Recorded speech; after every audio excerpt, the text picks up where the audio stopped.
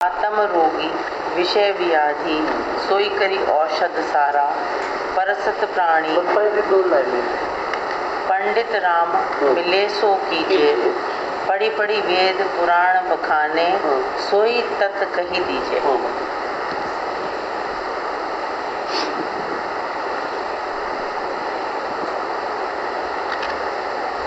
दादू दयाल कहता है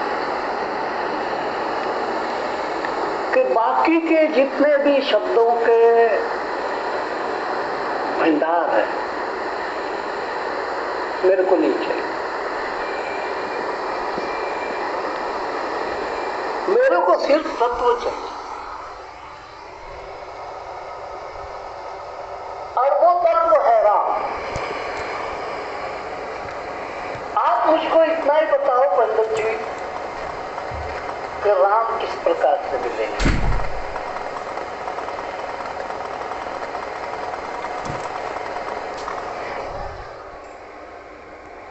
सीधा सवाल, एक ही सवाल, यानी मैं निज स्वरूप को कैसे लूं?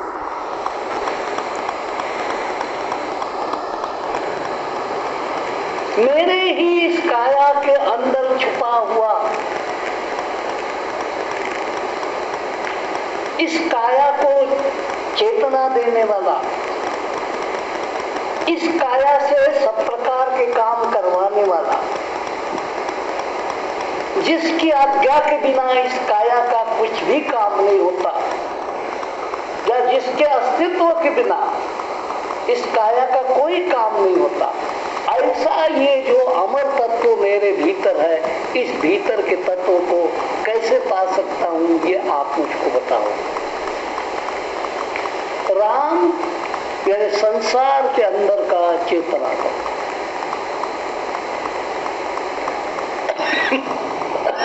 मैं उस चेतना तत्व को जानना चाहता हूं। आप वो मुझको बताइए। आगे क्या आप बहुत पढ़ करके वेद वगैरह आप तो पढ़े हुए हो, मैं भी पढ़ चुका, लेकिन सारा पढ़ने के बावजूद भी उस तक पहुंचने की कोई गारंटी नहीं होती। मत समझना कि कोई अनपढ़ है इसलिए पहुंच नहीं पाता। सब प्रकार का वेद शास्त्र सब कुछ पढ़ने वाला रावण भी जो चैतन्य रूपी राम है उसको नहीं पहचान सकता।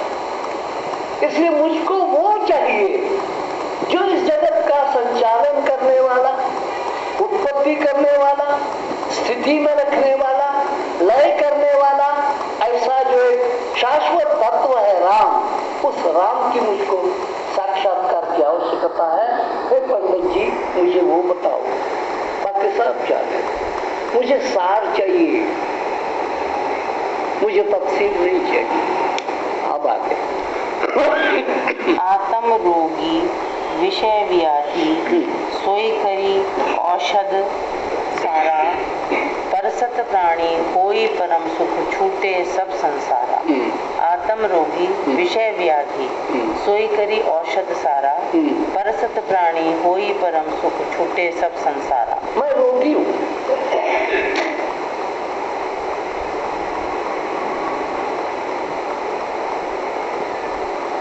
रोगी को संसार की कौन सी चीज अच्छी लगती है?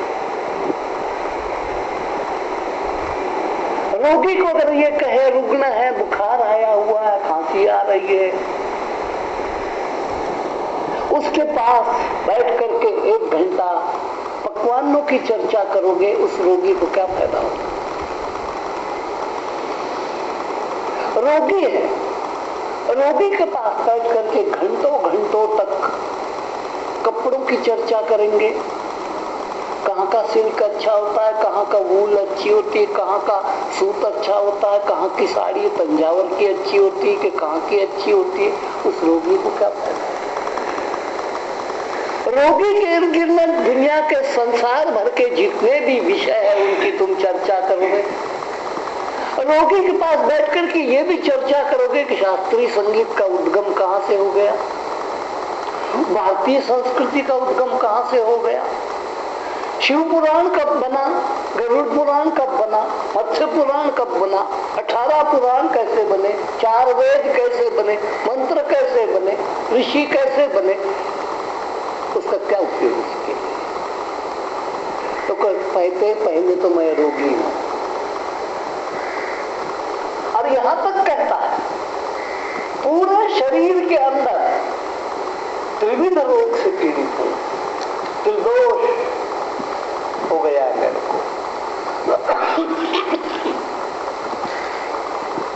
3 प्रकार के दोषों से मैं रोगी हूं। एक दोष होता तो बताता, अब तीनों जगह रोगी हूं, तीनों प्रकार से रोगी हूं और तीनों जगह रोगी हूं। मेरी बुद्धि रोगी, मेरे मन रोगी, मेरी इंद्रियां रोगी।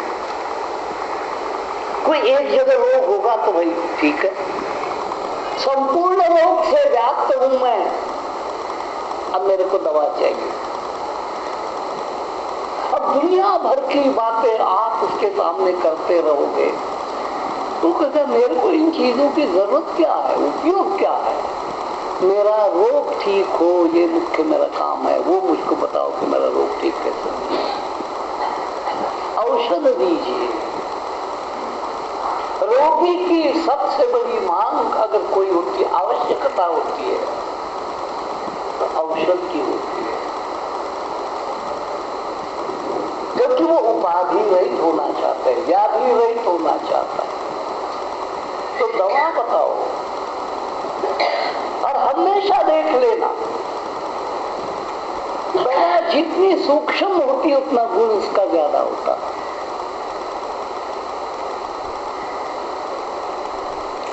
जितनी से जितनी उत्तम दवा होगी वो अत्यंत सूक्ष्म होती है। और इस संसार के अंदर सबसे सूक्ष्म है आत्म तत्व, इससे सूक्ष्म और कोई नहीं है। और सूक्ष्म होते हुए परम शक्तिशाली है। जो जितनी चीज सूक्ष्म ज्यादा होगी वो उतनी शक्तिशाली बन जाती है। पुराने जमाने में बनाते थे अपरक भस्म, एक फुटी, शतफुटी, सहस्रफुटी, लक्षफुटी, अपरक वही तो वही। अब उस अपरक की खल और खरल और दस्ते से उसके जो परमाणु जुड़े हुए होते हैं उनको अलग अलग करना होता है, तब परम औषध बन जाता है। रोग कैसा है? परम रोगी हूं। औषध कैसा चाहिए? औषध भी परम चाहिए। परम रोगी को परम औषध चाहिए। अगर परम औषध चाहिए तो उसकी क्रिया भी परम होगी। अब छोटी सी चीज है अबरक, लेकिन उसको घोटे में घोटना घोटना घोटना घोटना 100 बार घोटा, शतपुटी बन गया। 1000 बार घोटा, और घोटने में धांधली नहीं होती, इसलिए दवाओं में गुण नहीं है, क्योंकि ये दवा तेज गति वाली मशीन से बनती है।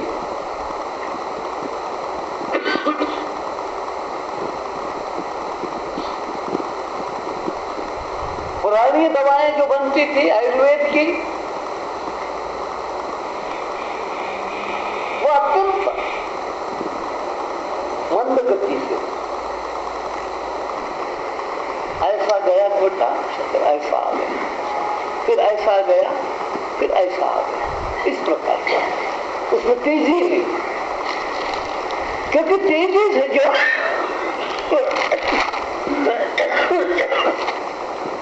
जो है वो शक्ति खत्म हो जाती है।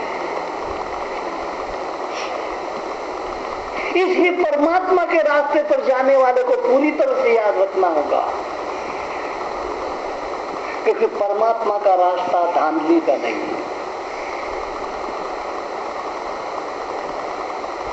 परमात्मा का रास्ता खरगोश की चाल नहीं है।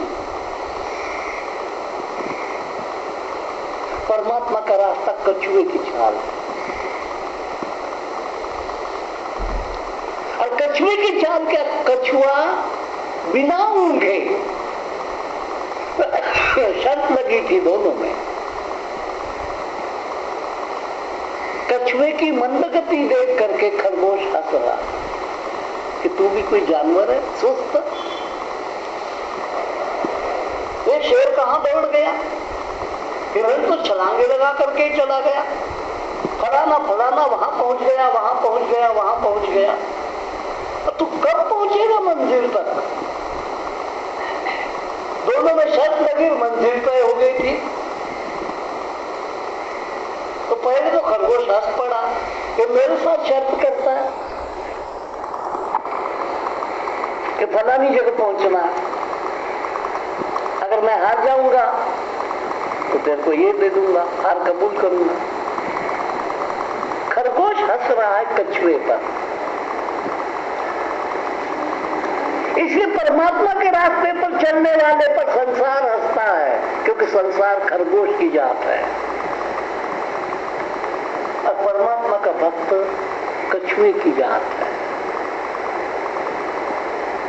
और ऐसा मखौल मैंने हजारों बार गांधी जी के बारे में पढ़ा सुना।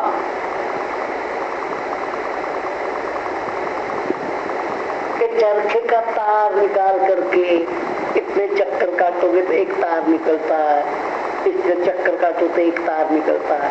और इस सूत्र से आप स्वराज्य लेना चाहते हो। और बुढ़िया माइयों को चरखा पकड़ाते हो। कितनी स्पीड है चरखे की। हमारी अहमदाबाद की नीले देखो, नीले देखो कितनी बड़ी बड़ी, कैसे धड़ाधड़ कपड़ा करते हैं। और आप कहते हो कि सारे हिंदुस्तान को वस्त्र मैं पूरा करूंगा। तो कौन पूरा करेगा? ये कछुआ। हंसते थे।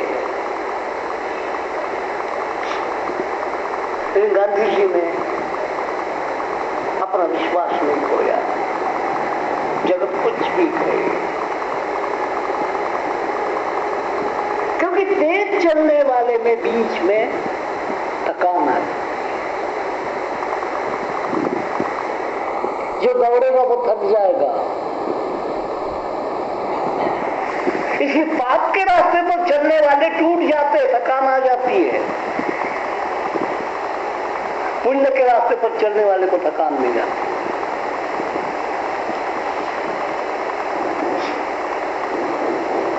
आप ही देखो कि आप दौड़ोगे तो आपका श्वास तेजी से चलेगा। आप एकदम घर आकर के फट से बैठ जाओ क्योंकि आप थक गए।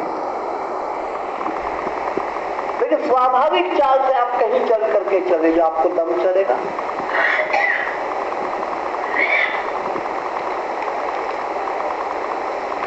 आपकी वैसी की स्फूर्ति बनी रहेगी, सुस्ताने की जरूरत नहीं रहेगी। इसलिए कई मूर्ख लोग साधना में अति कर देते हैं। किसी ने कहा नाम जपो, लगे दिन रात नाम जपने में, नाम जपने में, नाम जपने में, ठप हो जाते। अब फिर शिकायत करते हैं, पहले जब मैं जवान थी अब तो मेरे से बैठा ही नहीं जाता, अब मैं एकाग्र ही नहीं हो पाता। पहले तो मैं बहुत कुछ करती थी, अब मुझसे कुछ होता ही नहीं। अब ध्यान लगाने बैठ जाती हूँ, नींद में चले जाती, क्योंकि पहले स्पीड से बहुत गाड़ी चलाई। परमात्मा के रास्ते में जोश काम का नहीं, होश काम का है।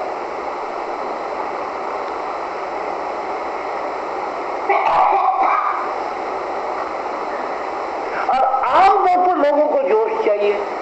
इसलिए जहां बहुत छेड़े खड़कते होंगे, बहुत चिमटे खड़कते होंगे, बहुत टाटू ढोलकियां खड़कती होंगी, वहीं वो चले जाए। इसलिए यहां लोग कम आते हैं। या कहीं देवियां ढूंढती होंगी, वहां चले जाए, भीड़ लगी होगी।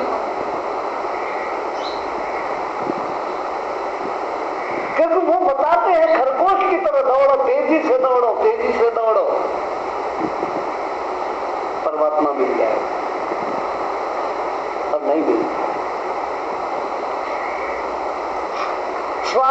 ढंग से जिसका विकास होता है।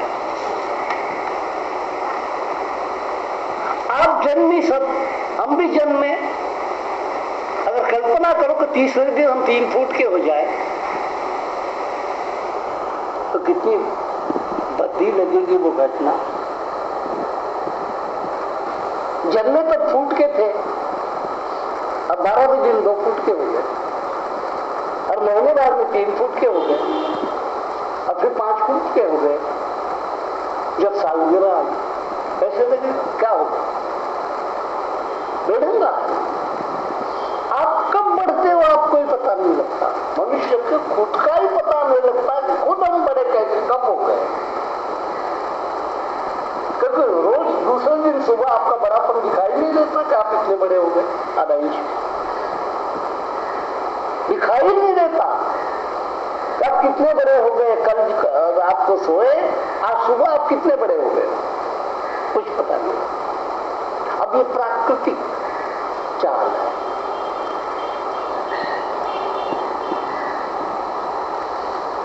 कई लोग व्रत पर चली भूमि पर जोशी, उसमें अनेक प्रकार के रोग लग जाते हैं। इसलिए गीता एक मार्गदर्शक बहुत बढ़िया है। गीता अति को मना करती है।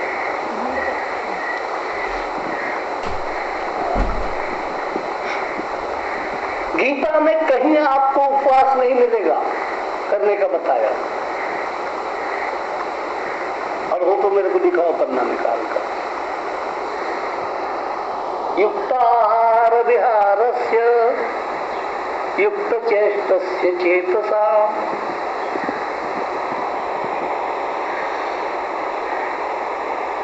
न निराहार रहो न अत्याहार करो। पंडित खाएगा लड्डू खीर, इतनी खाएगा इतनी खाएगा इतनी खाएगा, 3 दिन उसको बदल दिए। योगी नहीं है वो भोगी के रास्ते पर चला गया।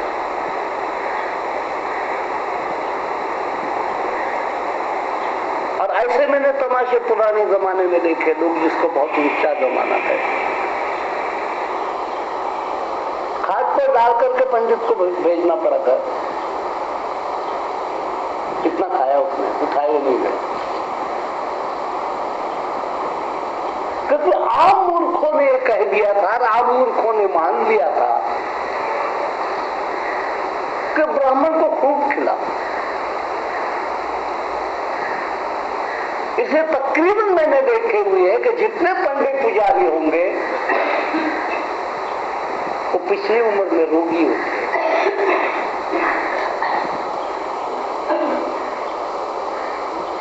क्योंकि आग्रह कर करके डालते चलेगा ना महाराज,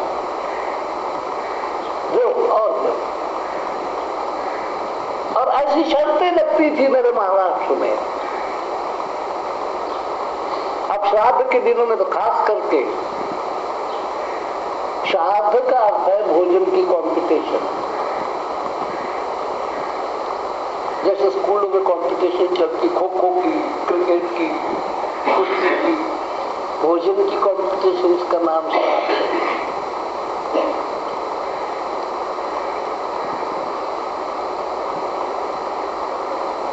और देसी घी के लड्डू, और लड्डू भी पुराना बहुत बड़ा होता था।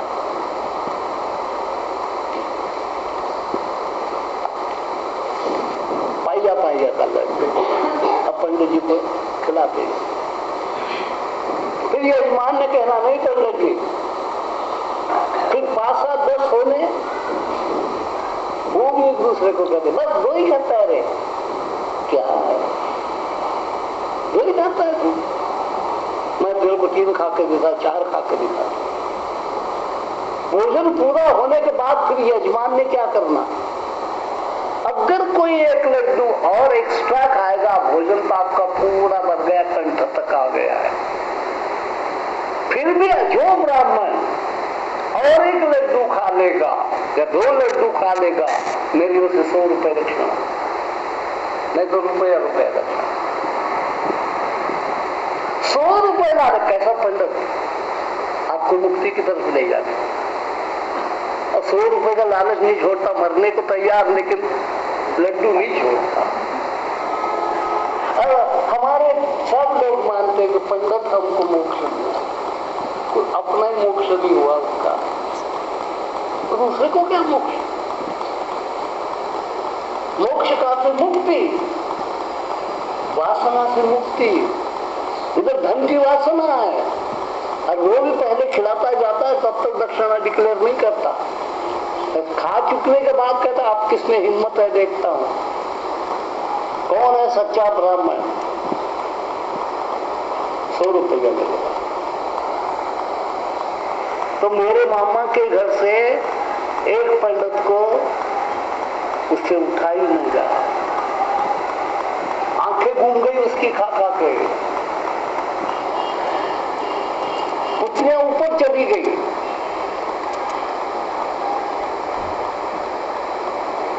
ऐसे खानदान में पैदा हुआ, मूर्ख खानदान। ठीक है, मंगवाल क्या तक उस समय रिक्शे पिक्शे वाहन तो कुछ नहीं था, साइकिल पर ही कैसे बैठेगा, मामा की साइकिल तो थी। तो 4 पाई पर बिठा कर डाल करके 4 आदमी उसके घर पर, 16 दिन बीमार रहा, लेकिन शर्त जीत करके आया। घरवाली ने भी अपना धन्य जीवन समझा कि ऐसा मेरे को पति मिला, हारने वाला कोई पति हो।